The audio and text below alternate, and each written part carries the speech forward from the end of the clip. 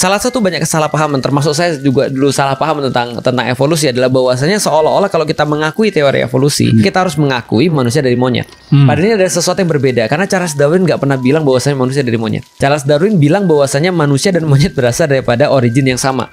Itu bahasanya dia. Tapi kalau kita melihat lagi tentang evolusi, terlepas daripada benar atau tidaknya ya, namanya teori kan tetap aja ada kemungkinan benar dan ada kemungkinan salah.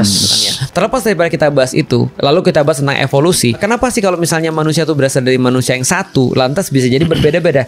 Justru that's the point. Karena ketika aku belajar biologi, dan dulu aku sangat tertarik sekali dengan biologi, gen itu menyimpan banyak sekali informasi. Betul. Ketika nanti dia jadi dalam bentuk genetik, ketika diwariskan dalam kromosom bentuk gen, itu gen-gen itu ada yang macam-macam. Ada yang gen hipostasis, ada yang gen epistasis misalnya. Ada gen yang ditutupi, ada gen yang menutupi.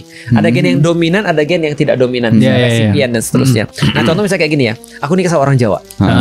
Orang Jawa, istriku kulitnya nggak seputih aku, matanya nggak sesipit aku dong.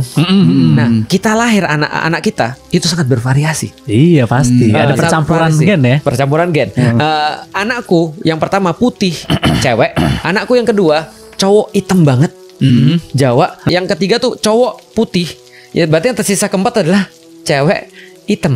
Jadi kayak main papan catur tuh. Yang menarik lagi adalah yang anak keduaku namanya Koko gitu kan ya, namanya Koko Sifar itu, dia itu hitam banget dan gak akan mungkin ada orang yang ngira bahwa dia tuh adalah orang Cina. Gak mungkin. Gak mungkin ya. Kalau cuma lihat doang.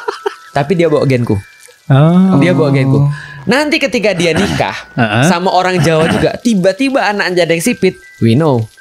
Kita tahu itu dapatnya dari mana. Pasti dari bapaknya. Meskipun nggak kelihatan di dia kan.